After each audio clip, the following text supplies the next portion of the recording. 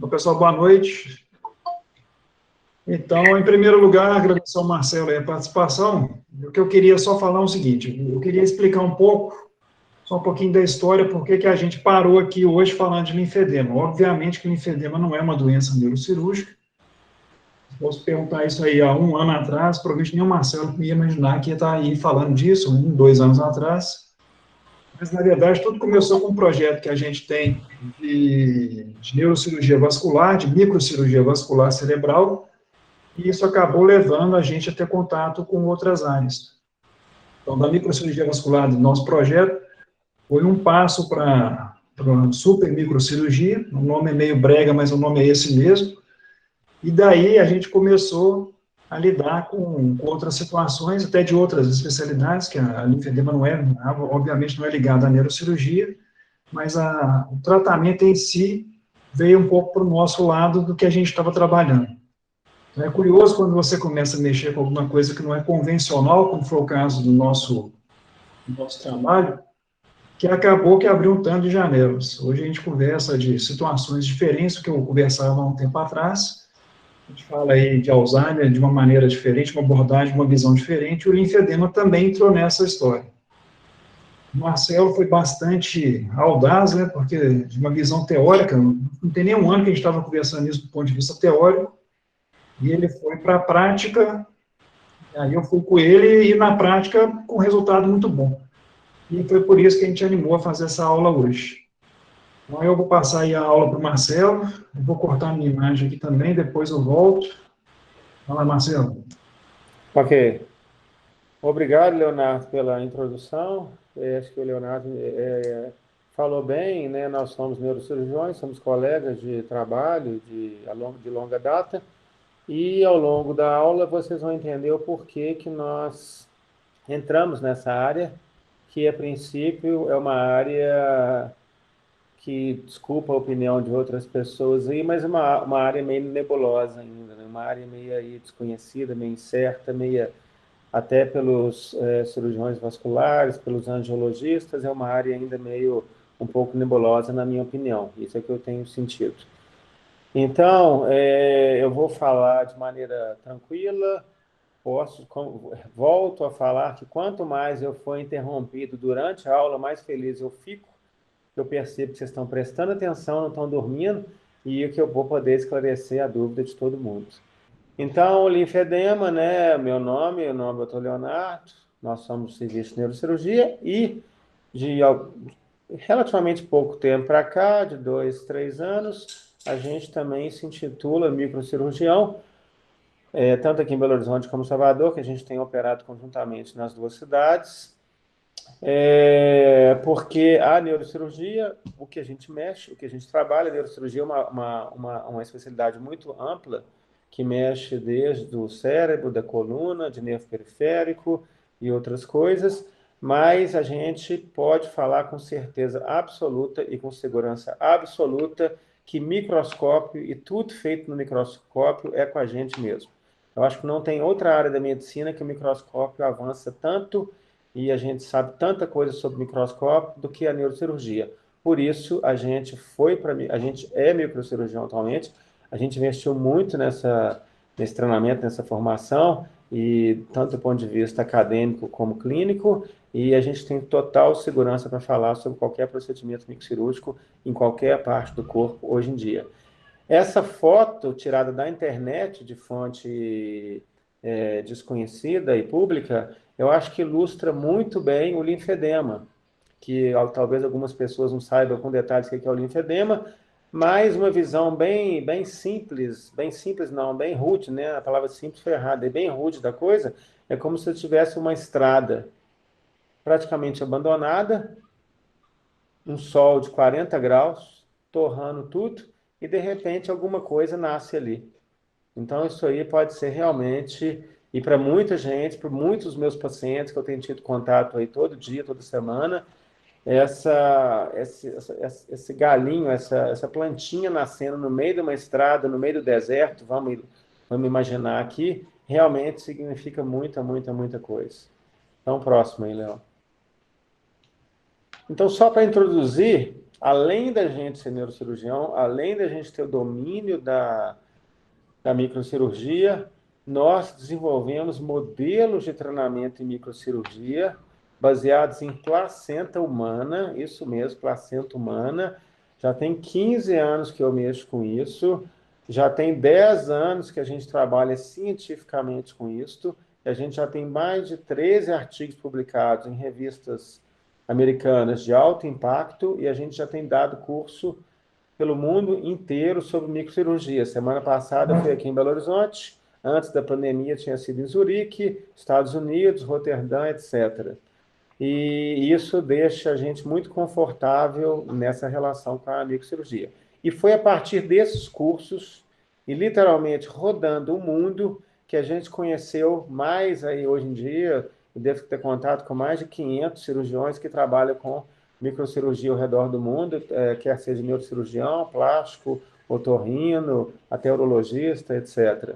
E foi através deles, não de todos, é claro, de alguns, principalmente nos Estados Unidos e na Europa, que eu cheguei a conhecer a super microcirurgia. Daqui a pouco vocês vão entender o que é isso também.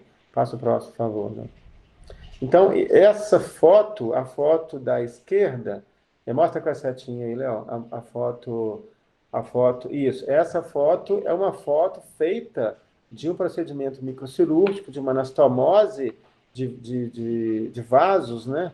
No caso aí veio a artéria da placenta, com microsutura, vocês estão vendo os pontinhos, mostra os pontinhos aí, Léo, esses pontinhos, numa placenta, que é extremamente semelhante ao qualquer tecido do organismo, porque a placenta é um tecido do organismo, tá certo? E do lado direito, do outro lado, é uma anastomose feita no cérebro de um paciente. Então, praticamente não, é a mesma coisa, é o mesmo tipo de tecido, é o mesmo tipo de trabalho. Daí que vem a nossa segurança em falar sobre o assunto. O próximo. E dentro desses nossos modelos, uma coisa que a gente começou a usar muito, e que talvez seja um diferencial, que vocês vão entender lá no finalzinho da aula, que a gente consegue reproduzir com esses nossos modelos, em todos os cursos, toda a questão de verificação de qualidade. E a verificação de qualidade numa microcirurgia, numa microsutura, é o avanço máximo dos microscópios hoje em dia, é o que as grandes indústrias de microscópio, talvez a maior, a ZEISS, uma indústria alemã, coloca nos microscópios de ponta, que a gente consegue desenvolver no nosso laboratório também, que é o uso da fluorescência para garantir a qualidade do procedimento feito. Depois vocês vão entender isso. O próximo. Esses são os nossos modelos de treinamento, então a gente tem isso aí a rodo, a rodo, a rodo. Tivemos agora o curso nesse final de semana passado, agora antes de ontem, com 18 neurocirurgiões do Brasil, 14 microscópios na sala, modelos de treinamento à vontade. É muito difícil, dentro da América Latina, a gente conseguir uma estrutura dessa. A gente está aí de igual para igual qualquer país do primeiro mundo. Próximo, por favor. E, só para citar, vários artigos já publicados sobre o assunto microcirúrgico, sobre técnica microcirúrgica, o próximo. Então, vamos lá.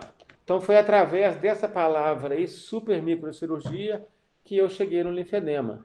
Quando eu ouvi essa palavra a primeira vez, foi lá em Zurique, na Suíça, super microcirurgia, eu achei, poxa, será que o médico fantasia do super-homem vai operar, entendeu? Eu achei até engraçado isso. Aí eu fui para a literatura, fui pesquisar e já dezenas de artigos, dezenas não, centenas de artigos falando sobre isso. Supramicrocirurgia é exatamente isso. Mostra aí embaixo. Léo, microcirurgia são vasos de 1 a 2 milímetros e a supermicrocirurgia são vasos ao redor de meio milímetro. Talvez um pouquinho mais, um pouquinho menos. Isso é extremamente pequeno, é muito pequeno. Próximo. É tão pequeno que vocês vão ver que um fio de cabelo, no nosso cabelo, é claro que é bem menor que o milímetro, mas ele já está quase na classificação do milímetro. Então, você pegar aí talvez 5 fios de cabelo, colar um no outro, já dá uma ideia do tamanho, do diâmetro, do tamanho das artérias e veias que a gente tem que lidar no procedimento de supermicrocirurgia. E os procedimentos feitos nos vasos linfáticos, não nos próprios vasos linfáticos, mas artérias e veias que vão manter o linfático vivo, ele é praticamente da mesma espessura do que 5 ou 6 fios de cabelo. E a gente tem que dominar isso, e além de dominar, a gente tem que permitir que o sangue passe ali dentro.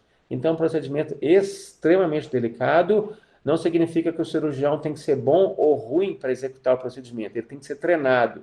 E quando a gente fala treinado, eu vou falar com vocês que se assemelha a um treinamento de um atleta olímpico. Se você for querer começar a correr hoje, correr durante esse ano, ano que vem, e chegar no índice olímpico, você vai ter que realmente dedicar profundamente a esse treinamento para chegar no nível olímpico.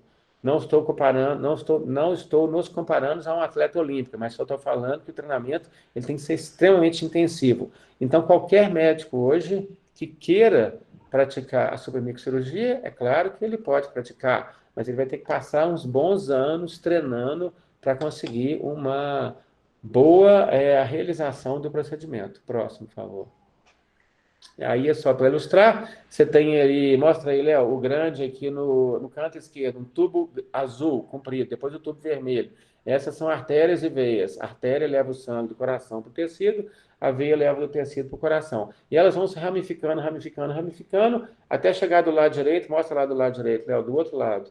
As ramificações, e nessas ramificações, elas vão chegar debaixo da gordura, praticamente com menos de 1 milímetro, com meio milímetro. E aí que entra, então, a trama da vascularização do tecido linfático e que fica uma coisa extremamente delicada, que são as artérias perfurantes superficiais, que a cirurgia plástica já mapeou alguns anos atrás.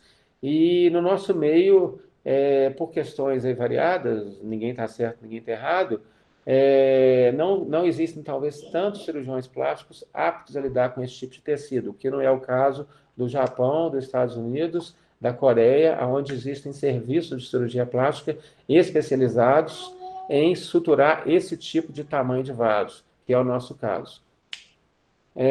Próximo, Léo, por favor. Então, isso. Hoje em dia, a supremicrocirurgia, esse artigo é um artigo que saiu em 2019, e onde ele conta a história, as aplicações, o treinamento e o futuro da submicrocirurgia, que abre muita porta. Por exemplo, durante o curso que eu estava fazendo anteontem, veio um cirurgião geral aqui da UFMG, já catedrático, um professor emérito, e que conhecia meu trabalho um pouco mais superficialmente, ele participou do curso, e ele falou, nossa, mas a partir dessa submicrocirurgia, a coisa é tão interessante, o domínio é tão interessante, que a gente pode até falar em transplante de fígado para criancinha muito nova, que até então não se falava nisso. Por quê? Você tem que dominar nas tomoses de menos de 1 milímetro, ou de 2 a 1 milímetro em criancinhas, coisas que antigamente ninguém conseguia fazer. O próximo, por favor. Então, vamos chegar no linfedema. Isso foi só uma introdução para chegar no linfedema. Então, essa figura simples, também tirada da internet, uma figura pública, ela resume muito bem. É o bloqueio dos vasos linfáticos que leva à retenção de líquido. Parece uma definição muito simples, mas é bastante complexo e um problema muito grande para os pacientes que sofrem de linfedema. Então, essa obstrução do vaso linfático, ela pode ocorrer de várias maneiras. Talvez a palavra correta nem seja obstrução, porque existe o linfedema primário, que mais no final eu vou ilustrar alguns casos, que é o defeito genético, a criança já nasce com um gene alterado de uma substância que produz a proliferação dos tubos linfáticos, que é semelhante ao VEGF da arterial, do Vascular Growth Factor, e a criança já nasce com esse defeito genético. Então, não é nem um bloqueio, ela já nasce sem ele, ela já nasce sem condição de desenvolver esse sistema. Então, o linfedema, ele pode ser primário ou secundário. No primário, eu acabei de falar, é uma condição inerente que nada aconteceu de diferente, entre aspas, na vida da pessoa, mas ela já nasceu com a tendência a ter isso. Essa tendência é genética, é uma malformação, é um problema de desenvolvimento, aí tem várias coisas, tem várias síndromes genéticas implicadas no linfedema primário. O linfedema secundário é o mais comum, é o que ocorre após a vida da pessoa. O que ocorre após a vida da pessoa? Infelizmente, o câncer. O câncer, infelizmente, é uma das sequelas, o linfedema é uma das sequelas do câncer quando você tem que tratar o câncer perto, principalmente da região axilar, debaixo do braço, ou na região inguinal, aqui no alto da perna, e você tem que intervir nessa região, ou tem que retirar alguns linfonodos, ou tem que fazer biópsia de linfonodo, ou tem que fazer radioterapia nessa região. Um exemplo muito clássico, e onde a literatura fala que tem o maior número de pacientes, é o câncer de mama. Infelizmente, o câncer de mama tem uma prevalência, uma incidência tristemente grande, né, entre mulheres, e dentro dessas mulheres, algumas vão precisar de alguma intervenção, ou cirúrgica ou radioterápica, na axila, na junção do braço com o tórax. Isso aí vai danificar o sistema linfático, e esse bloqueio, esse engurgitamento, esse inchaço do membro, no caso do câncer de mama do braço, pode ocorrer logo depois, ou pode ocorrer 5 ou 10 anos depois da cirurgia. Então, uma vez que se mexe no sistema linfático, a gente nunca sabe quando que vai começar a dar sintoma. E eu tenho pacientes já que eu já tratei, que iniciaram sintomas 8 anos após um tratamento de câncer. Então, infelizmente, isso é progressivo. O próximo, por favor. Então, Posso só o... perguntar? Oi? Posso perguntar? Pode, claro. Eu comecei a inchar depois de 50 anos. Por que que no meu exame aparece que o meu linfedema é primário? Bom, o linfedema, você fala no seu exame da linfoscintilografia, não é isso? Isso. A linfoscintilografia, ela é feita por um médico nuclear, que é um médico muito bom, que é um médico especialista em realizar exames. A categorização atual de linfedema primário ou secundário, para fins de laudo, para fins de registro, ela é muito direta. Teve câncer? Não. Não teve nenhum acidente grave ali? Não. Então é primário. Entendeu, Eliane? Então, assim, não Entendi, necessariamente...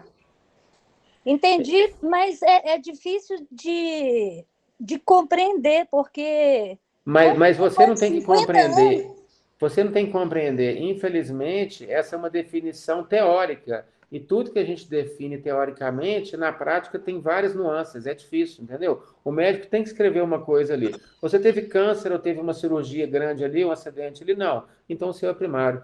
Não é que ele está errado e nem está certo. Ele tem que colocar, ele tem que escrever alguma coisa, entendeu?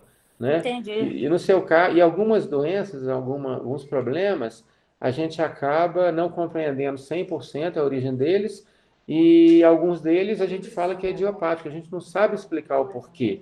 Você pode ter nascido realmente com uma variação genética leve, essa variação genética leve permitiu o crescimento do seu sistema linfático, mas chegou no ponto que isso aí ficou saturado, e por algum fator ambiental, algum estresse, o estresse pode ser de qualquer origem, pode ter manifestado só com 50 anos. Isso a gente vê em várias doenças.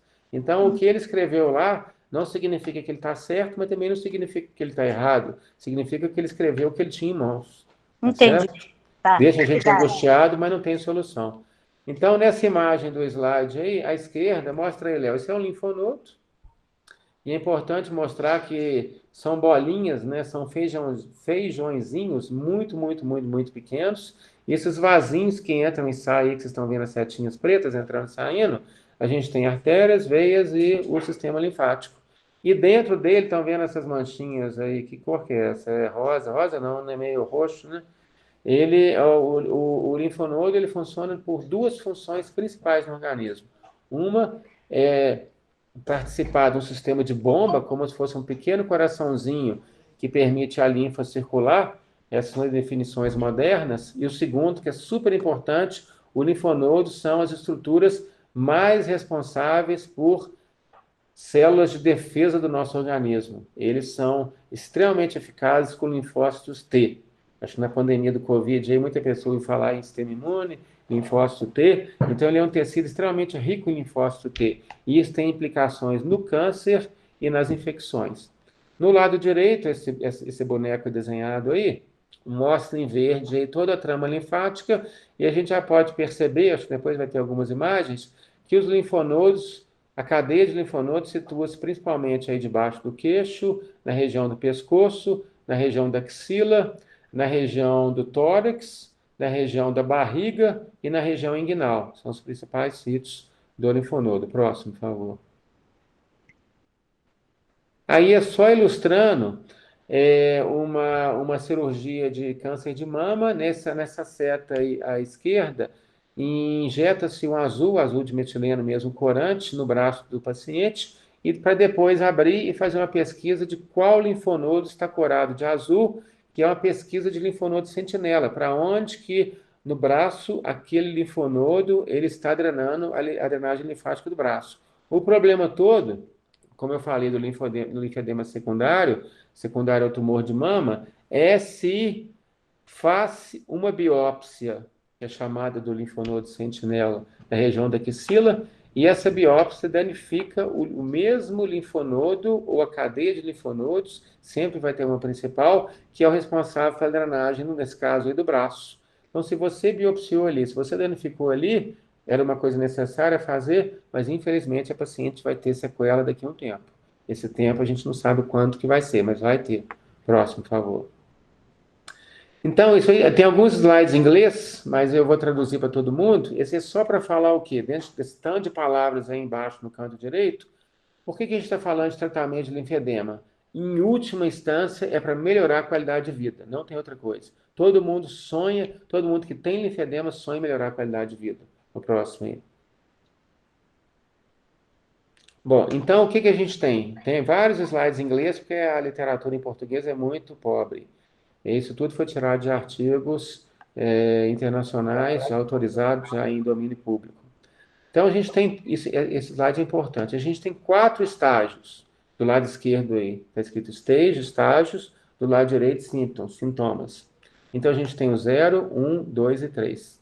O estágio subclínico, acredito eu que muito médico da área da cirurgia vascular, angiologista, já teve muito paciente assim, os oncologistas, mastologistas, etc. E os pacientes, eles sofrem com isso. Porque a partir de um momento, tendo sido feito um procedimento cirúrgico, uma radioterapia, ou nada, ou não tendo sido feito nada, ele começa a achar que o braço está estranho.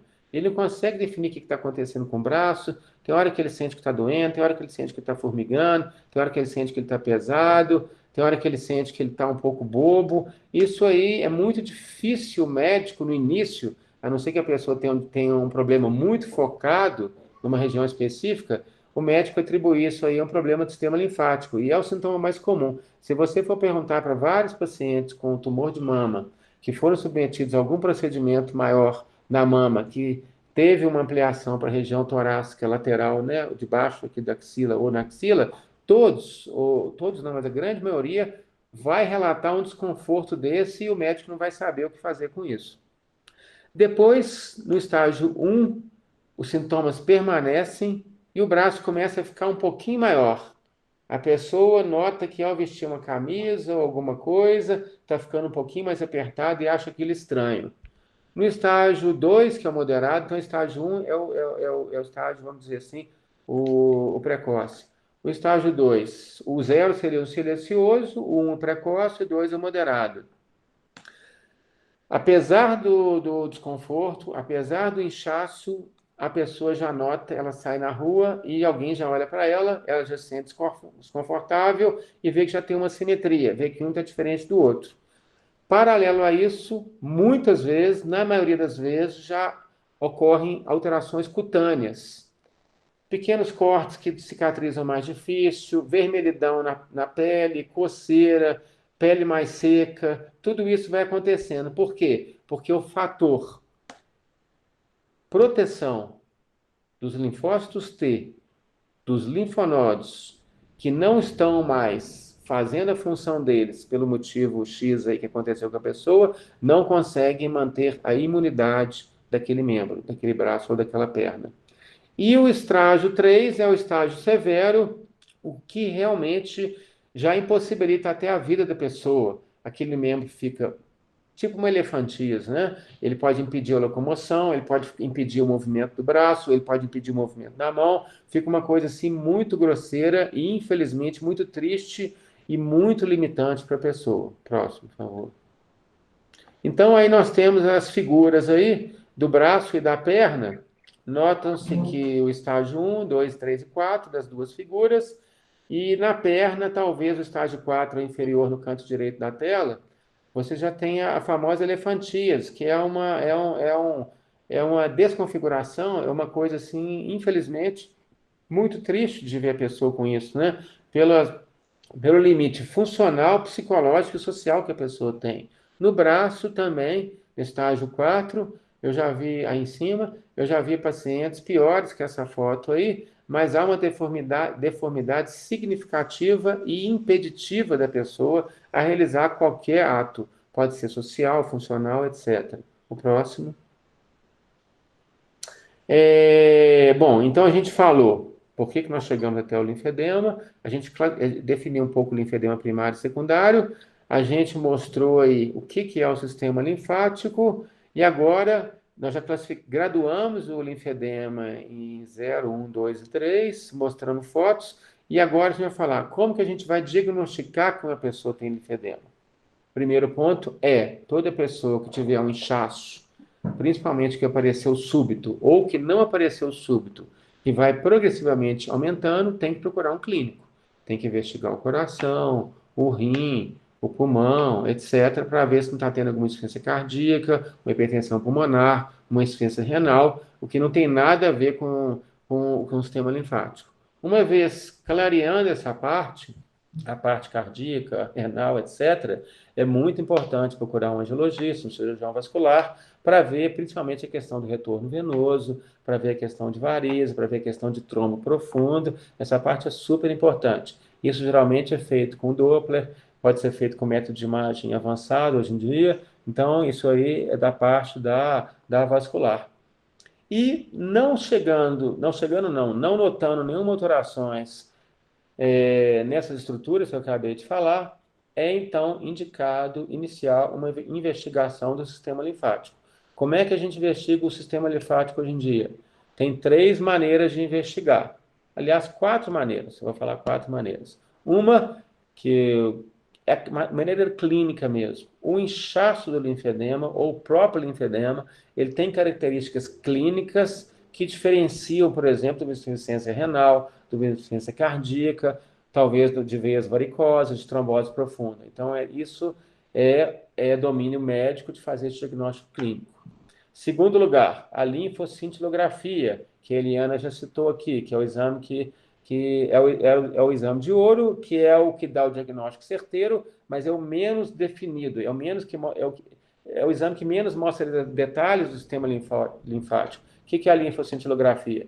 Você vai, tem alguns pacientes aqui assistindo a aula que já fizeram, depois eles podem dar mais detalhes, você faz a injeção do contraste na mão ou no pé, e depois a máquina, como se fosse uma tomografia, ela vai captando a subida desse contraste. Se esse contraste sobe normal, a pessoa não tem linfedema. Se há algum bloqueio, alguma alteração na subida desse contraste, então você tem o linfedema. Aí eu estou mostrando um método no canto esquerdo aí, que esse médico fazendo a avaliação da paciente no consultório, que é o linfograma. O linfograma foi desenvolvido relativamente de pouco tempo para cá, no Japão, vou dizer de pouco tempo para cá, de 5, 6 anos para cá, aonde a gente consegue, com uma luz infravermelha, injetar um contraste sensível a essa luz infravermelha. A luz infravermelha penetra quase que 1 centímetro e meio abaixo da pele, ela excita esse contraste. Passa o próximo, por favor, Léo. Passa o próximo, depois eu volto nesse aí. Isso. E esse contraste ele fica extremamente brilhante. Então, o médico no consultório, com a linfografia, por meio da indocianina verde, que é um corante que a gente tem usado muito em neurocirurgia para tumores cerebrais, casos vasculares, e daí eu falo a nossa aptidão a falar desse assunto todo, para diagnosticar tumor cerebral e para diagnosticar problemas vasculares cerebrais. Agora ele é usado, né, de algum tempo para cá, pouco tempo para cá, para mapear com detalhes o carreio, vamos dizer assim, o carreio desse contraste dentro do sistema linfático. Então, a injeção é feita interdigitalmente, entre os dedos ou entre as pernas, mas não pode entrar nem dentro de nenhuma veia ou de nenhuma artéria, ela tem que ficar no meio da gordura, porque essa gordura vai absorver esse contraste, vai levar para o sistema linfático e ele vai subir membro afora. Volta o outro slide, por favor. E dentro desse, na última linha aqui embaixo,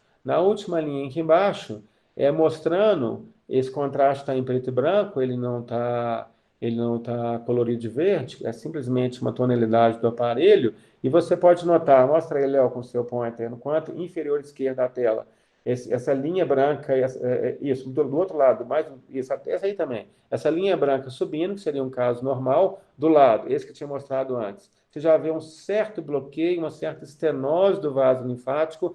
Então, volta naquele anterior lá, volta no anterior. Isso, esse seria o grau 0 ou nada. Seria o paciente que não tem linfedema ou ele tem sintomas subjetivos. O contraste sobe, a gente não tem método de imagem para diagnosticar clinicamente, mas o paciente sente desconforto, sente formigamento, sente todas essas alterações. Passa para o outro. O outro seria o grau 1, que eu mostrei lá nas figuras e falei antes. A gente já percebe uma anomalia na subida do contraste e o paciente já percebe que o braço está ficando, ou a perna está ficando um diferente do outro. No terceiro, no outro, isso, e aí já tem uma retenção importante. Este já é o moderado, já tem uma desfiguração do membro, o contraste ele entra para dentro da gordura, entra para dentro do sistema linfático e ali ele fica estagnado. Ali ele não vai para lugar nenhum. E esse é o grau 2 para 3. No grau 3, que é o elefantias, vamos dizer assim, entre aspas, né, que o termo não é certo, não é esse, mas que é elefantias, o contraste ficaria todo estagnado aí, cada vez mais, e por isso que vai inchando mais, não tem para onde ir, e ele tem que, então, que dilatar a pele e vai criando aquela imagem, infelizmente, muito triste. O próximo slide. Eu já mostrei, pode passar o próximo. Então, de novo, uma graduação do lado esquerdo, aí em preto e branco, uma imagem chamiscada, Léo, aqui, Image Orientation aí. Aí a gente tem a linfoscintilografia. Então, a linfoscintilografia, ela dá uma imagem chamuscada e esses pontinhos pretos lá no alto, na figura A, lá no alto, esse pontinho preto à direita aí, no alto aí. E esse pontinho preto é o linfonodo. Ela é muito boa para captar o linfonodo ativo com contraste nuclear. E no meio do caminho mostra que o contraste subiu até lá. Aqui embaixo, na última figura, letra E, aqui embaixo, ou na F, você vê que já tem uma retenção enorme do contraste da medicina nuclear na origem da aplicação do mesmo, né, do contraste na mão ou no pé. E do lado direito, desculpa, lá de cima, tem embaixo uma nova imagem do linfograma que mostra com detalhes aonde que a linfa está ficando bloqueada, aonde que ela está ficando estenosada. Então, no lado direito do linfograma, ele é muito bom para ver detalhes dos tubos linfáticos, dos vasos linfáticos. Do lado esquerdo, é muito bom para ver se o linfonodo está ativo. Então, linfoscintilografia, padrão ouro para ver o linfonodo ativo. Linfograma, atualmente, padrão ouro para definir, desenhar exatamente aonde no sistema linfático existe o bloqueio. Próximo, por favor. E, mais uma vez, a imagem em inglês, eu vou traduzir, do linfograma, no detalhe, comparando com o estágio 0, 1, 2, 3 e 4. O 4 aí, ou 5, é um excesso de estruturas. Primeiramente, olha aí, Léo, na figura direita, nesse colorido, essa imagem colorida aí de amarela, verde, lá em cima. Estágio 0, 1, 2 e 3. Isso, essa aí, deixa no 0 aí. Então, você está vendo o quê? Você está vendo o amarelo, que seria o tecido, você está vendo o verde, que seriam os tubos linfáticos, e está vendo onde está a seta do Léo aí, seriam veias aí embaixo, ou tubos linfáticos. No estágio 1, você já vê, põe a setinha no estágio 1, você já vê o bloqueio de alguns canais linfáticos. Vocês veem aí que o que estava de verde no estágio 0 começou a ficar vermelho, então está bloqueando. No estágio 2 para 4, além de bloquear, ele está dilatando os tubos linfáticos. E no estágio 5, que na verdade é a classificação do 3, para não fazer confusão, não existe mais nada, existe só vaso linfático super dilatado no meio de um membro que vai inchando cada vez mais e não dá espaço para mais nada. Debaixo dessa linha está lá linear, splash, stardust, difuso. São os padrões que a gente tem no linfograma feito no consultório mesmo. Linear é quando você tem pequenas estenoses, exatamente aí. O splash é quando não chega nem o padrão linear, nem um padrão muito difuso, mas você tem assim uma coisa muito como se fosse uma imagem fora de foco, o splash. O Stardust, que seria estrela em inglês, né? Seria essa sujeira estelar aí. Você está vendo que tem pontos aí como se estivesse olhando com um telescópio no céu, vários pontos brilhantes, que já é o comparado com o desenho acima, já seriam vários pontos de retenção e dilatação. E no final difuso, que você não enxerga nada, porque não tem nada para enxergar, só tem linfa acumulada, só tem vaso linfático acumulado. Então, interessante que a literatura coloca agora na última linha aí, em amarelo e vermelho, reversível e irreversível. Acredita-se que o estágio 0 ou 1, por intervenções que a gente vai falar daqui a pouco, possam ser reversíveis. E o estágio, no caso aí 2 para frente, né, vou chamar só de 2 e 3, eles já são irreversíveis. Por quê? No estágio reversível, ainda existe o sistema linfático. No estágio irreversível, não existe mais o sistema linfático propriamente dito. Ele já está todo destruído. O próximo, por favor. Então, e essa tabela está em inglês, é uma tabela grande, mas é simplesmente, eu não vou me ater a ela, não, é só a classificação do estágio com a descrição detalhada de como é que está a situação do linfonodo com o tratamento proposto. Próximo. Daqui a pouco eu volto nessa tabela aí. Bom, então vamos lá. Então, nós temos, então, o slide não está aí não, mas não preste atenção no slide, preste atenção só no que eu vou falar. Então, nós já temos sabemos o que é o linfedema, sabemos graduar ele, sabemos mensurar ele, né, objetivamente, com método de diagnóstico, e agora, o que nós vamos fazer com o linfedema?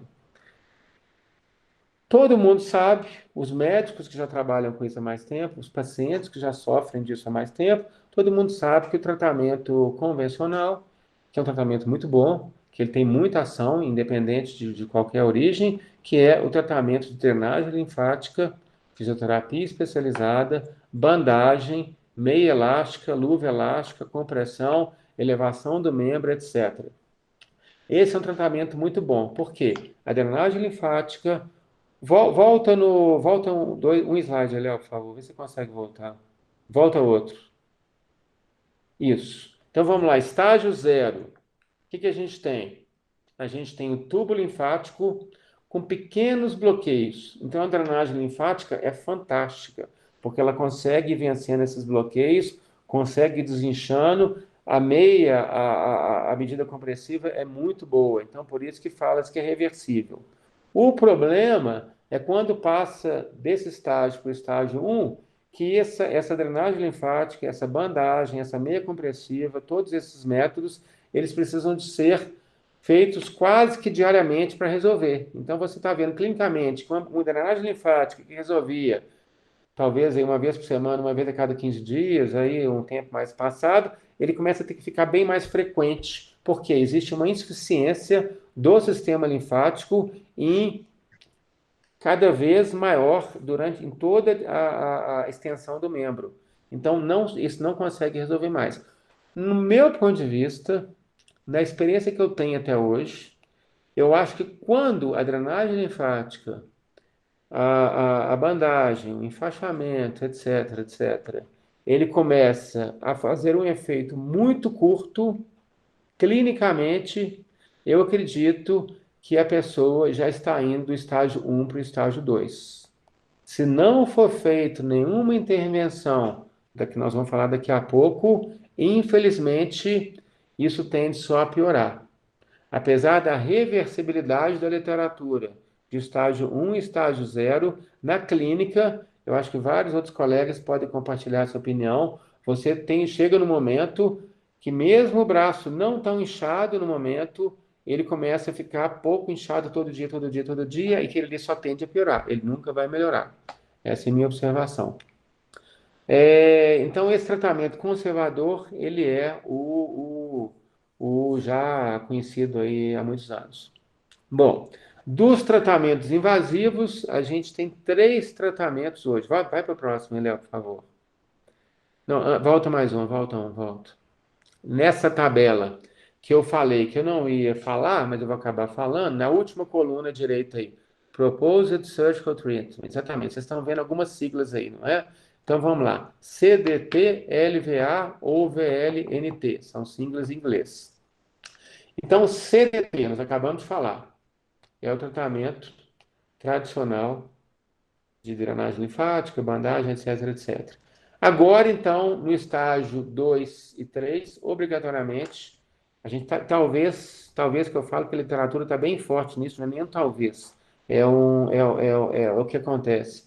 Existem só duas maneiras possíveis de reverter ou segurar a progressão do linfedema depois que ele passa do estágio 1 para o estágio 2. É a LVA. O que é a LVA? LVA, em inglês, anastomose linfático-venosa. O que é anastomose? Você ligar vasos linfáticos em veias. E a outra que é o VLNT. O que é isso? É o transplante vascularizado de linfonodo. Então vamos para o próximo, Léo. Essas duas maneiras. LVA. O que a gente tem então? Anastomose venosa linfática. Então, isso aí já é uma técnica cirúrgica descrita há alguns anos, acho que já tem umas boas décadas que foi descrito isso. Tem trabalhos experimentais já sobre isso, já de realmente longa data, aonde tenta-se estudar as veias, estudar o sistema linfático, igual eu falei no linfograma, que pode ser feito no consultório com endocianina verde, você consegue perceber aonde estão os bloqueios da circulação linfática e através do mapeamento venoso também, isso pode ser feito antes ou durante a cirurgia, geralmente é feito durante, você então desconecta, corta o tubo linfático, vira ele e sutura, liga ele na anastomose numa veia. Ou seja, aquele vaso linfático que estava ficando estenosado vai redirecionar precocemente, a nível mais inferior do membro, a linfa para aquela veia. Ok? Passa o próximo, Leandro. Então, é exatamente isso. Você tem algum exemplo de foto, você vai conectar os vasos linfáticos tortuosos às veias. Acho que o próximo também mostra um detalhe. Passa o próximo. Isso. Aí, um exemplo bem ilustrativo no desenho à direita e na cirurgia real à esquerda, aonde você consegue. O vaso linfático, ele é incolor, na maioria das vezes, na cirurgia. Então, você, por meio dos contrastes que eu já falei aqui, não sei se vocês lembram, azul de metileno, a endocianina e a fluoresceína também, que a gente usa muito, injetado dentro da gordura, e esse contraste subindo ao longo do sistema linfático, na hora que você faz a abertura de pequenas incisões nos pontos chaves, os pontos previamente detectados, ou antes ou durante a cirurgia, dos bloqueios, você consegue visualizar o vaso linfático, você desconecta e vai suturar nas veias.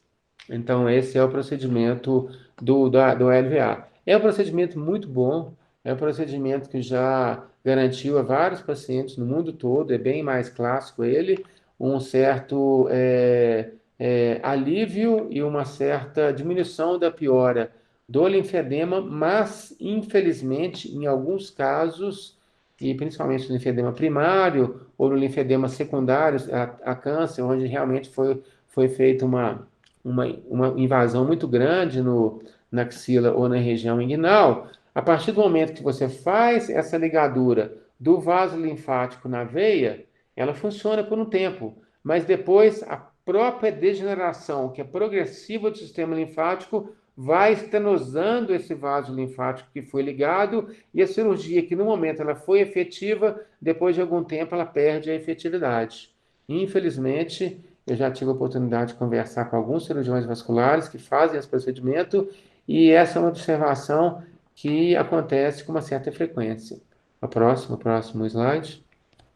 Então, isso aí, só para ilustrar mais uma vez, a investigação quase que antes da cirurgia e também durante a cirurgia do linfograma e mapeando onde que estão os bloqueios para você fazer a LVA. O próximo.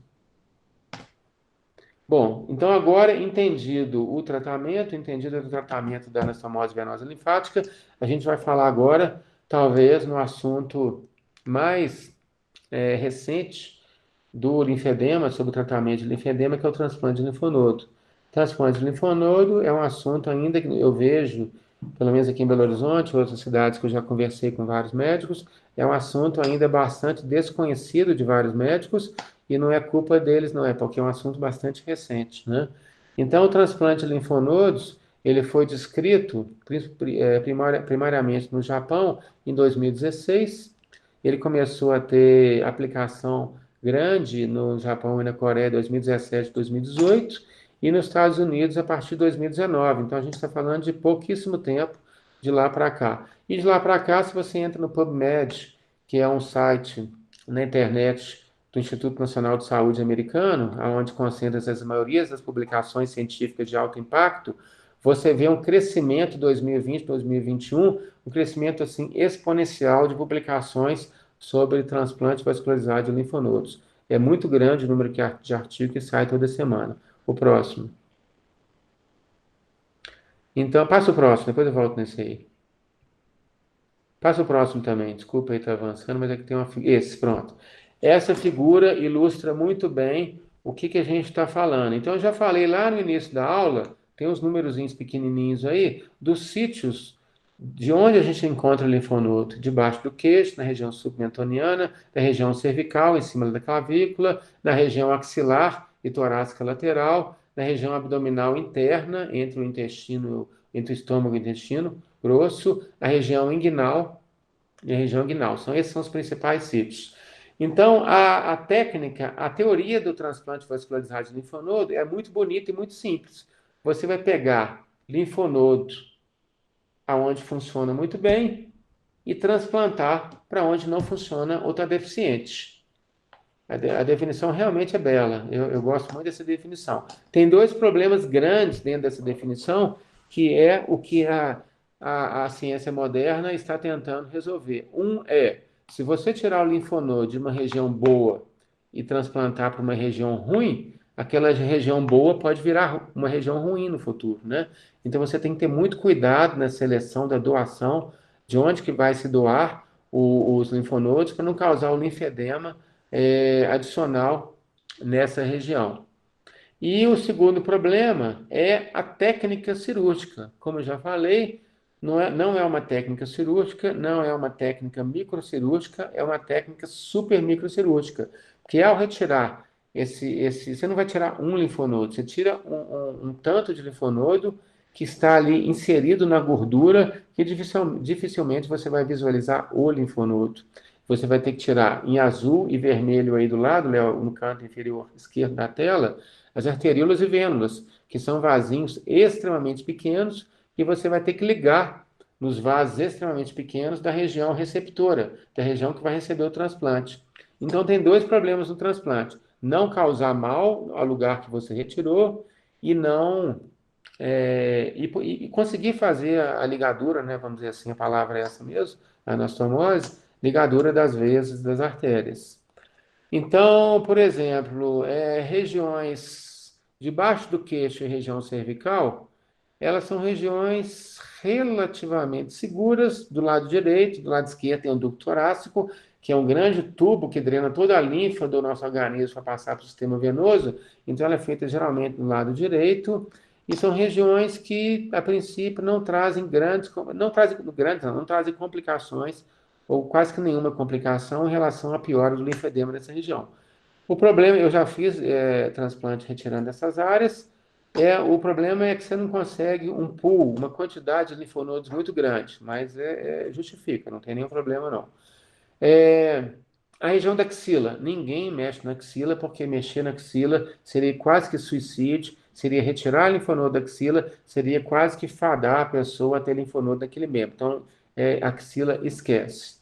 O mento, mostra ele com a setinha aí, o mento é a membrana que fica, daqui a pouco eu vou mostrar a foto dele, entre o estômago e o intestino. O mento é uma estrutura interna, é a região mais rica e mais vascularizada com linfonodos do nosso organismo. É uma região de grande atenção que exatamente de um ano para cá, com a publicação de uma estatística, de resultados estatísticos de 100 pacientes no hospital de câncer muito famoso em Nova York, que publicou o resultado em cirurgia com 100 pacientes retirando do aumento esses linfonodos. Depois a região da virilha, que também tem que tomar muito cuidado, tem que retirar acima da virilha, logo acima da virilha, que a gente chama de ligamento inguinal, porque se retirar um pouquinho abaixo, a perna pode desenvolver linfedema, então dá elas por elas.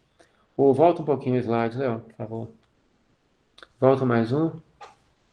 Então, aí, a gente tem no canto esquerdo uma paciente que foi operada já de câncer de mama, você vê uma cicatriz na axila, e no lado direito, uma retirada de linfonodos acima do ligamento inguinal. Mostra ele onde está a seta da figura mesmo, esse preto aí, o linfonodo tem que ser retirado acima dessa região, mas ainda superficial, e toda retirada superficial, você não consegue visualizar os linfonodos e fica realmente um pouco difícil você manipular esses linfonodos com os pequenos vasos, mas para alguns pacientes é a única saída, então é muito bom. O próximo é só mostrando aí, de novo, a região inguinal e a região axilar, que é uma região muito rica, a região cervical também. O próximo, eu já mostrei. O próximo.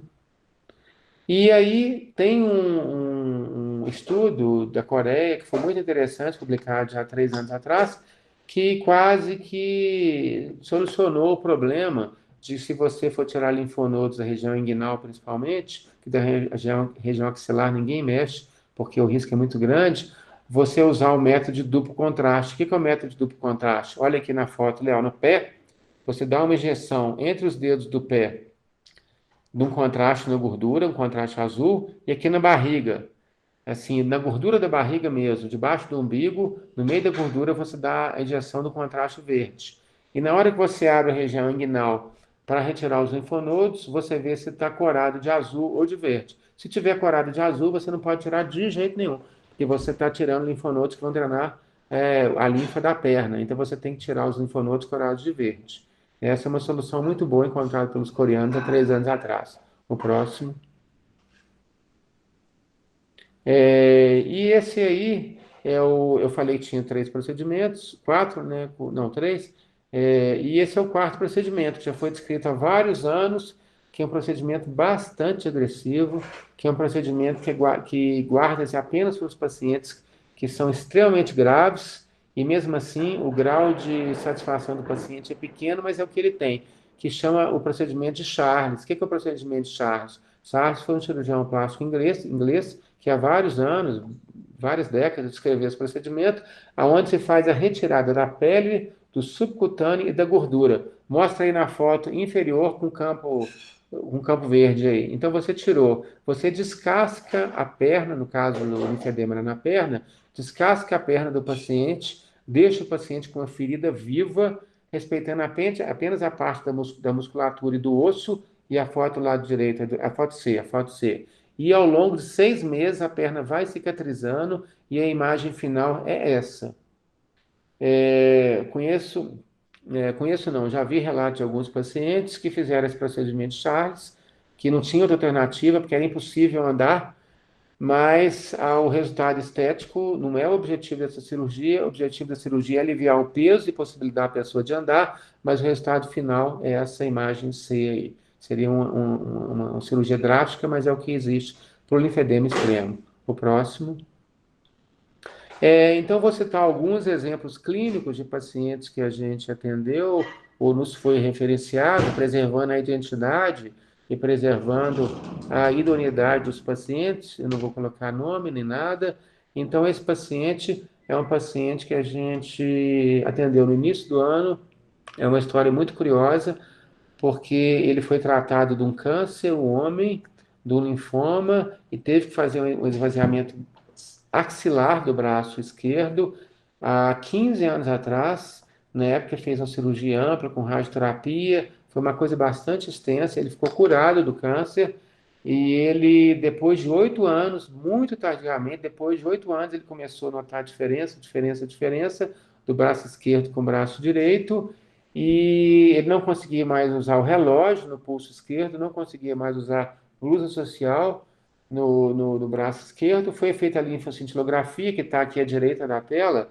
Vocês veem o padrão do lado, esse é onde está a seta do Leonardo. No braço esquerdo, a linfa sobe no túnelzinho certinho, e do lado direito a linfa não sobe. Você vê que fica tudo parado lá dentro do membro. Nós operamos ele, a parte superior do braço, em fevereiro desse ano. Nós usamos linfonodos da região cervical e da região inguinal superficial, acima do ligamento, e ele teve uma melhora importante do cotovelo para cima, que é onde foi feita a primeira cirurgia. O braço ficou bem mais mole, bem mais flexível, E há quantos dias? Há poucos dias, há 6 dias atrás, o doutor Leonardo esteve aqui em Belo Horizonte e nós reutilizamos a técnica do transplante do aumento da barriga, para transplantar agora do cotovelo para baixo, para que ele possa usar relógio novo e melhorar o inchaço do cotovelo para baixo. Então ele está bem satisfeito, o resultado final a gente não obteve ainda, que foram só 6 dias de cirurgia, o resultado final vai vir daqui a 6 meses, um ano, que ele possa usar relógio, vestir a blusa social de novo e o braço não fique tão pesado e tão incômodo quanto ele ficou. O próximo, por favor. Essa é uma imagem até que é enviada pela Liliana, paciente que está aqui nessa transmissão, de preservando toda a idoneidade da paciente. É só para mostrar um linfedema extremo na perna de uma paciente que procurou a Eliana, que ela criou um grupo de divulgação de linfedema e que, vocês estão, obviamente, ela tem uma limitação funcional muito grande com esse linfedema grau 3 e membro inferior. E é um linfedema secundário. Secundário é um tratamento de câncer. Próximo. Temos aqui uma imagem também cedida do exterior, que veio para a Eliana, do menininho de 6 meses, que nasceu com a síndrome de Milroy. Milroy é um defeito genético do gene que é o VKL3X, que é um gene que faz com que os vasos produzam o VGF, que é o Vascular Growth Factor, que é o fator de crescimento muscular, que é o que permite, com o desenvolvimento da criança, o vaso linfático se formar. A criança nasceu com esse desenvolvimento genético, então com 6 meses, a gente já está vendo, principalmente, que a perna direita dela já está ficando bem inchada. Isso aí, infelizmente, vai progredir. Eu até falei com a mãe que no momento a gente não tem condição de fazer nada, porque é uma criança muito nova ainda, a gente tem que esperar alguns anos para ver como que isso vai evoluir. O próximo, uma foto também de uma paciente, se não me engano, de 4 anos do Distrito Federal, com uma síndrome, essa não foi síndrome de Milroy, acho que foi síndrome de Turner mesmo, aonde tem, assim, obviamente, um defeito completo do sistema linfático da perna esquerda, e com 4 anos a criança já não consegue andar, já estavam se cogitando até a amputação desse membro, e realmente é um tratamento extremamente complicado, extremamente difícil. O próximo. E agora, Eliana, eu estou botando suas fotos. Você permitiu colocar suas fotos, depois você vai falar um pouquinho sobre você, tá? Mais no final da aula. A gente tem a Eliana que me procurou e ela falou que foi muito difícil me achar, né, Eliana? Mas não é Foi. difícil, não. É muito fácil me achar, eu estou aí presente todo o tempo, né? E ela, a história dela é curiosa, que ela falou que a apresentação do linfedema dela foi tardio, acho que tem de 3 anos para cá, a partir de 45 anos de idade, mais ou menos. 50. 50 anos de idade, você parece muito nova, você parece que tem 30 anos de idade, Eliana. Eu tenho 52. Ah, então, tá vendo? Você parece que tem 20 anos, né? E, e ela notou esse inchaço na perna progressivo de 3 anos para cá, que impedia ela calçar chinelo, sapato. Ela tem um problema grande com sapato. Ela até teve uma ideia fantástica de tentar investidor para criar uma fábrica de sapato para quem tem linfedema, né? Que acho que é um sofrimento muito grande, um calçado, esse tipo de paciente. E ela fazia drenagem, etc. Melhorava um pouquinho, piorava. Na época do calor, sempre piorava. Passa o próximo, por favor, né?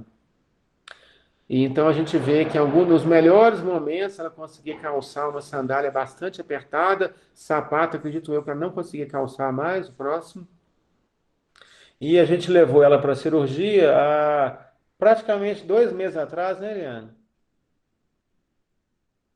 Eu acho que foi quase que 2 meses atrás. Quase 60 dias. Exatamente, quase 2 meses atrás. Isso é a foto dela na cirurgia, feita aqui em Belo Horizonte, eu estou ali. Então, a gente tem ali, onde minha mão está, a gente tem a barriga, daqui a pouco eu vou mostrar, a gente tem um aumento já todo retirado da barriga, todo exposto, já descolado do intestino grosso. Aqui embaixo é uma incisão, um corte entre as pernas, na região medial das pernas, no meio da coxa, e a gente, o objetivo nosso era tirar o linfonodo desse aumento e passar para entre as pernas. O próximo. E o que eu falei, uma grande inovação da nossa técnica, o que faz a nossa cirurgia ser inédita, não é querendo fazer propaganda, mas apenas um relato, e a Eliane até falou no grupo dela que era uma cirurgia experimental. Ela não é, a cirurgia não é experimental, a cirurgia em si. ela já é bem aí publicada e conhecida há mais de 5 anos, com resultados muito bons. A nossa técnica, não é que seja experimental, mas é inédita, é que essa luz azul, que a gente consegue atualmente nos microscópios de microcirurgia, em microscópio de oftalmologia, microscópio pequenos, otorrino, não existe isso, é microscópio de alto recurso. Essa luz azul, ela é colocada no campo das veias e artérias que vão levar o sangue, que vão levar e trazer o sangue para o aumento, onde tem esse pool de linfonodos, a gente injeta o contraste, a fluoresceína, um contraste venoso, segundos após a gente acender essa luz azul, e através do visor da luz azul, passa o próximo, né? Eu acho que não vai mostrar o detalhe, não, mas através do visor da luz azul, a gente consegue mapear. Tem uma ligeira diferença de cor. Léo, vê se você consegue ver aí da parte inferior, que está mais vermelha, e a parte superior que está um pouquinho mais opaca, mais verde, mais branca.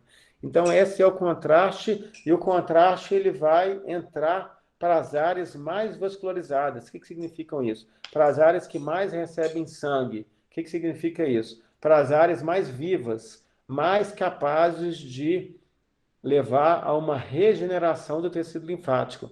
Então, uma das perguntas que surgiu no grupo que a Eliana fez, né, e parabenizo muito a Eliana por isso, sempre parabenizo ela, porque foi uma iniciativa muito boa, porque está clareando talvez a cabeça de muita gente que tem linfedema, com informações, é que essa cirurgia que a gente faz, passa a próxima.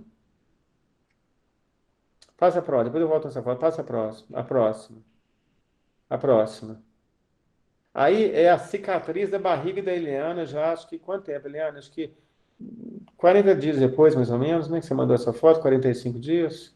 Acho que foi, acho que Eu acho que recente. sim, porque já está bem melhor do que isso. Exatamente. Então, essa foto aí foi no final do primeiro mês. Então, só para você ver o local da incisão, que é um pouco acima do umbigo, até um pouco abaixo do osso aqui, abaixo do externo, até do apêndice tifoide.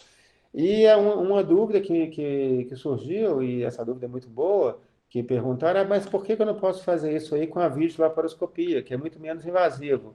Poder pode, só que na videolaparoscopia, volta agora, volta 3 fotos, aí, Léo. Volta. Aí, na videolaparoscopia, não mais, avança uma. Você não consegue ter o controle de qualidade que a gente tem. Não é que a gente tem, não, que essa técnica permite. Qual que é o controle de qualidade? É você fazer um estudo minucioso, microcirúrgico, do aumento, que é o tecido mais abundante em linfonodo, mais vascularizado, e saber aonde, dentro de um tecido muito bom, tirar áreas perfeitas. Então, você consegue aumentar muito o grau de sucesso da cirurgia. Porque se você fizer como uma videolaparoscopia, você vai tirar o aumento do mesmo jeito, você vai tirar o aumento realmente com menos dor no pós-operatório, com menos invasão dentro da barriga, só que em alguns casos você não vai ter áreas tão boas e talvez o resultado não seja tão bom. Então, nós estamos aí preservando, recebi uma pergunta aí que se existem estudos que essa cirurgia é mais eficaz, essa do corte, do que a laparoscopia. Existe um estudo, sim, de Nova York, com mais de 100 pacientes, que tem estatisticamente comprovado que esse método garante a qualidade em relação às outras publicações feitas sem esse estudo, da qualidade e do grau de melhora do paciente. Porque se a gente for pegar aí os trabalhos iniciais ou os trabalhos de transplante de linfonodos gerais, de qualquer área, a gente falaria aí em torno de 30% a 40% de melhora do linfedema. Já no estudo de Nova York, com esse controle de qualidade, eles chegaram a resultados perto de 60%. Então, houve realmente um avanço assim, significativo, e qualquer centímetro para um paciente com linfedema, os pacientes sabem, né, vocês, né, que estão me ouvindo aí, sabem que é muito, muito importante. Você conseguir colocar um relógio, calçar um sapato, sair na rua, ir numa praia, com uma redução de volume é extremamente importante. Então, qualquer centímetro vale ouro. Então, essa é a resposta. Próximo slide. Então, volta nesse aí, volta no seu slide. Esse é o doutor Leonardo, que participou da cirurgia semana passada comigo aqui. Então, uma vez retirado esse aumento vai para uma mesa separada, onde o doutor Leonardo vai para o próximo aí. Ó, isso é a visão da televisão. Ele vai minuciosamente, com o microscópio, separar artérias e veias dentro daquele trajeto que já foi desenhado pela fluoresceína e vai preparar o enxerto, para que esse enxerto possa ser... Passa o próximo, por favor. Passa que esse enxerto possa ser colocado... Não, não, volta, esse. Para ser colocado na perna ou no braço, ou na região necessária, que tem também no escroto, na região cervical, mas no caso aí, nesse caso aí, foi no braço. E essa, mostra aí, Léo, a veia e a artéria aí, mostra a veia e a artéria. Essa aí é a veia azul, a artéria. Isso aí ainda está grosso, porque isso ainda tem muita membrana ao redor, a gente vai dissecar e vai ficando mais fino. Do lado da agulha de insulina, mostra a agulha de insulina. Quem já viu uma agulha de insulina sabe como que ela é fina, e no final a gente chega a um diâmetro do tamanho da agulha de insulina, menos de 1 milímetro, ou no máximo 1 milímetro, em torno de 0,8 milímetros de lumen, né, de área interna da agulha de insulina, e vai anastomosar, vai ligar aqueles linfonodos retirados principalmente do aumento que a gente faz hoje em dia, estudados com a fluoresceína, estudados microscopicamente, eles vão ser ligados com muito... Eu não coloquei vídeo técnico aí da microcirurgia, porque senão ia estender muito a aula. Ele vai ser ligado com fios 10-0, são fios que a gente não consegue ver olho nu, são fios que quem não tem prática já quebra ele de cara e vão ser anastomosados. Então, geralmente, a gente faz 4 ligaduras dessas por cirurgia, cada ligadura dessa com controle de qualidade, depois a gente põe fluoresceína, tem um tempo médio aí de um pouco mais de 1 hora só desse tipo de... Só nessa parte aí, cada subparte, né, das 4 partes gasta 1 hora. Fora lá a hora de estudar o linfonodo, de preparar o linfonodo, o aumento, né, com os linfonodos. Então, é uma cirurgia bastante grande de tempo de duração e bastante delicada. Próximo. A cicatriz. Esse é o resultado, Eliane, que essa foto é sua, que ela me mandou também com 40 dias após a cirurgia. Passa o próximo. Só que tu falar o próximo, eu já te chamo aí. A cicatriz que ficou na perna, acho que é 1 mês de cirurgia, e é onde ela me falou, aí você vai confirmar para mim, Eliane, que você já consegue calçar calçados, né, que você não conseguia antes, já consegue andar de mini saia, que você não tinha um certo problema antes, e já teve uma redução contínua de quase 60 dias, sem precisar de drenagem, sem precisar de nada, com alívio do membro inferior. É isso mesmo, Eliane? Exatamente. Meus pés e meus tornozelos nunca mais incharam. Isso. E, infelizmente, né, Eliane, vou falar aqui abertamente, porque tudo tem que ser falado, né? A Eliane começou a criar o grupo no Facebook, no WhatsApp, depois passou para o Facebook, e o grupo de tetramento de linfedema, né, de pacientes foi aumentando, e alguém depois, né, Eliane, infelizmente, comentou que a Eliane estava sendo paga por mim para fazer propaganda, que era minha secretária, entendeu? O que não vou nem comentar esse comentário, entendeu? Nós estamos aqui numa conversa científica de bom nível, isso aí é uma coisa que a gente não merece nem comentar de volta, entendeu? Mas assim, eu pessoalmente fiquei muito, muito feliz com o resultado da Eliane, com o resultado do primeiro paciente que a gente teve também em fevereiro. Nós operamos recentemente a Luciana, que está nos ouvindo também aqui, operamos a Júnia, que eu acho que não está aqui nessa aula hoje, que foi um pós-câncer, e a gente tem aumentado o número de cirurgias aí progressivamente. E acho que a Luciana não tem nenhum resultado ainda, que é o dela vou tirar os pontos dela amanhã, tem 14 dias só. A gente começa a observar alguns resultados, aí, talvez a partir do primeiro mês, coisa pequena, e cada mês seguinte a gente vai vendo uma melhora um pouco significativa. O próximo aí. Ok, estou recebendo mensagens aí que está contando os dias aí para as próximas cirurgias, ou no que puder ajudar, a gente vai estar sempre aí do lado tentando ajudar. Aguardamos ainda os resultados mais definitivos a longo prazo, mas até o momento a gente tem resultados felizes. Já estou indo para o término da aula aí, que já se alongou demais na conta, né? São 9h18 já. Então, essa é só uma comparação dos tratamentos, igual eu falei, compressão, a primeira coluna aí, compressão, faixa, etc, etc. Depois uma lipossucção, que seria a... Como é que chama isso na cirurgia plástica? Lipossucção mesmo, né? Tem um nome, como é que chama? Cirurgia para estética em moda, como é que é? Esqueci o nome. Lipoaspiração. Lipoaspiração, exatamente. Depois tem o LVA e depois tem o transplante vascularizado de linfonodos. Então, existe uma definição na literatura, existe uma graduação para quanto se usar outro, quanto que usar outro, quanto tempo que dura, etc, etc. Eu cheguei à conclusão, na minha prática, é que uma definição muito simples. Você começou a inchar o braço e a perna começou a precisar de fisioterapia e drenagem linfática muito frequente, várias por semana, ou pelo menos 2, 3 por semana, começou a ficar todo dia incomodado com esse inchaço, você infelizmente está passando do grau 1 para o grau 2. E se não for feita uma cirurgia um pouco mais invasiva, um pouco mais corretiva, a tendência é ficar numa necessidade quase que diária de fisioterapia, de meia elástica, de luva, de elevar o membro, etc, etc. Então, quais são os prós e contras aí de cada método? Pode passar o próximo, né? Pode passar. Alguém me perguntou o percentual aí, o percentual é o seguinte, o melhor percentual vai depender da fase, vai depender do estágio que você está. Mas no estágio mais avançado, que seria perto do grau 3,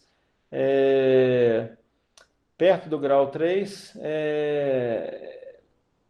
realmente é só o transplante linfonodo que vai ajudar, e quanto mais, melhor a qualidade do linfonodo, melhor o resultado, e quanto mais estudado o membro ou estudado a barriga, melhor. Tive uma mensagem aí que alguém vai fazer cirurgia com o Dr. Bernardo em São Paulo, que é um cirurgião plástico também, que faz a cirurgia em São Paulo, ele usa a técnica diferente do que a gente usa, não vou falar que é melhor, quem é pior, cada um tem a sua técnica, cada um tem seu respeito. Desejo boa sorte aí quem vai fazer a cirurgia no sábado, torço para que dê certo, é óbvio. E é uma cirurgia realmente que parece que, não, além de nós e ele lá, não conheço mais ninguém no Brasil que faz, e como eu falei, com técnicas variadas, mas o grau de sucesso esperado em um ano, com as técnicas mais avançadas, principalmente do transplante, é uma melhora de 30% a 40% do inchaço. O que 30% a 40% em quantidades métricas, vamos supor aí para arredondar, que você tinha 10 centímetros de diâmetro, você vai passar a ter 7 centímetros de diâmetro, se melhorar 30%, o que é uma coisa já extremamente significativa, é uma coisa que ajuda bastante a qualquer pessoa com linfedema.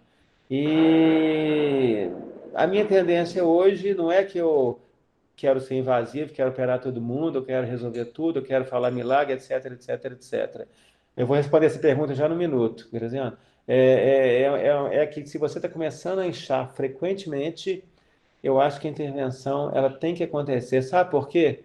Porque alguns pacientes aqui do grupo, principalmente com linfedema primário, que já sofrem há muito tempo, eu acho que, enfim, eu vou citar seu nome, Luciana, por favor, desculpa se você não gostar que eu citei seu nome, mas é que começa a aparecer uma fibrose do tecido. Quando a camada de gordura no subcutâneo da pele, debaixo da pele, começa a ficar fibrótico, começa a ficar muito endurecido, aí é muito difícil até fazer a drenagem linfática, é muito difícil você dissecar as estruturas internas, é muito difícil a cirurgia dar certo, é muito difícil a pessoa melhorar. Então, como tudo na vida, todo mal tem que ser erradicado pela raiz. Então, quando se está percebendo uma alteração estrutural, eles vão quanto mais cedo intervir.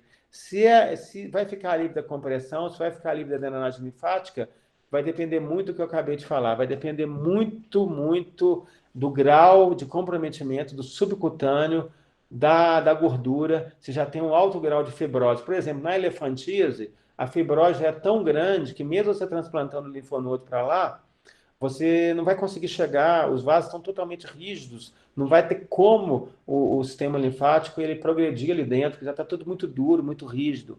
Então, a drenagem linfática, em todos os pacientes que fizeram no grau moderado, isso quem fala é literatura, não sei o que estou falando isso não, a literatura principalmente norte-americana, que está publicando grandes séries atualmente, a japonesa também, é que todos os pacientes que submeteram o transplante de linfonodo e depois de um ano, eles ficaram livres, quase que 80% da drenagem linfática.